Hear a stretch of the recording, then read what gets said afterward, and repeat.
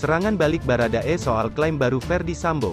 Namun sebelum kita lanjut, mohon luangkan jari Anda, untuk menekan tombol subscribe, like, share, dan komen, agar kami lebih bersemangat menyajikan berita terupdate setiap harinya.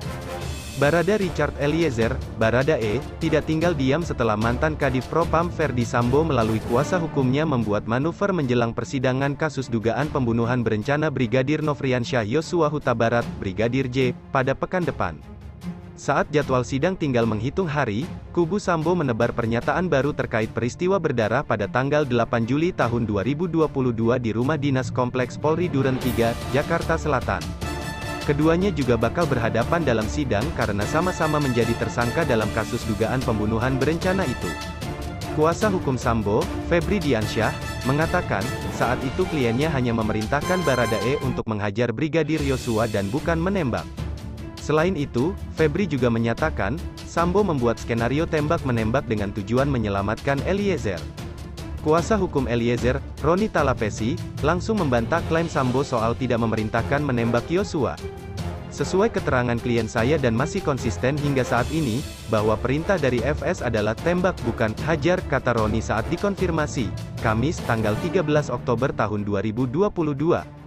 Menurut dia, perintah yang diungkap Ferdy Sambo lewat kuasa hukumnya itu sebenarnya bukan soal baru, bahkan, dalam rekonstruksi pun terdapat perbedaan antara Ferdy Sambo dan Baradae. Roni mengatakan, perbedaan keterangan Ferdy Sambo itu wajar, sebab, itu adalah pembelaan agar pelaku lepas dari hukuman yang didakwakan kepadanya. Tetapi, di persidanganlah nanti tempat menguji keterangan FS itu dan kami memang meragukan keterangan FS itu sejak awal karena kerap berubah-ubah, ucap Roni. Kami juga sudah siapkan bukti-bukti untuk menunjukkan bahwa FS adalah dalang dari pembunuhan berencana terhadap Brigadir J, kata dia.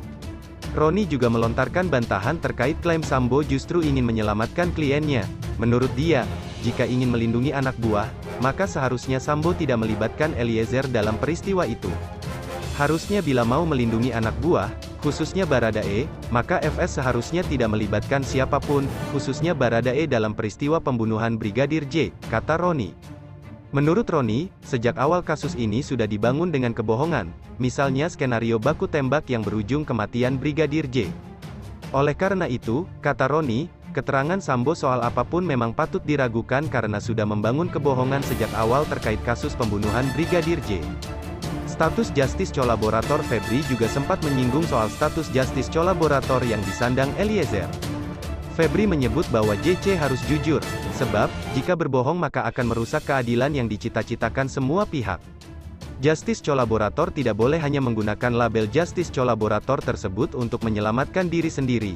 Justice Collaborator bukan sarana menyelamatkan diri sendiri, JC adalah sarana untuk mengungkap keadilan yang lebih besar bagi semua pihak, kata Febri dalam jumpa pers, Rabu, tanggal 12 Oktober tahun 2022.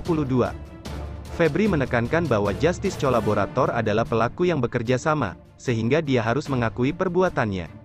Menurut dia, jika Justice Collaborator menyangkal suatu perbuatan, maka patut dipertanyakan. Ia juga menegaskan bahwa seorang JC harus jujur dan keterangannya wajib konsisten di segala tingkat pemeriksaan. Kami menghargai posisi seseorang sebagai JC, tapi kita paham betul ada syarat-syarat dan ketentuan, yang baik diatur di Undang-Undang Perlindungan Saksi dan Korban, Surat Edaran Mahkamah Agung, maupun peraturan bersama lintas kementerian, ujar Febri. Roni kemudian turut menanggapi pernyataan Febri, menurut dia, kliennya mendapatkan status Justice Collaborator dari Lembaga Perlindungan Saksi dan Korban, LPSK. Menurut Roni, keberadaan Baradae sebagai saksi pelaku atau Justice Collaborator yang diatur dalam Undang-Undang Perlindungan Saksi dan Korban tahun 2014. Jadi, bukan karena kehendak kami atau klien kami Baradae yang menetapkan itu lembaga negara yakni LPSK, kata Roni. Oleh karena itu, ketika LPSK sebagai lembaga negara menetapkan Baradae sebagai Justice Collaborator, maka tentu saja sudah memenuhi semua persyaratan sebagaimana diatur dalam Undang-Undang Perlindungan Saksi dan Korban. Syaratnya pun jelas, bukan soal keadilan bagi semua orang, tapi bukan pelaku utama dan sifat pentingnya keterangan Baradae dalam mengungkap pembunuhan Brigadir J, dan hasilnya setelah Baradae memberi keterangan, maka terungkap siapa dalang pembunuhan Brigadir J, ungkap Roni. Mungkin itu saja yang dapat kami sampaikan, jika ada salah kata mohon dimaafkan, karena kesalahan datang dari saya pribadi, yang tak luput dari salah dan dosa.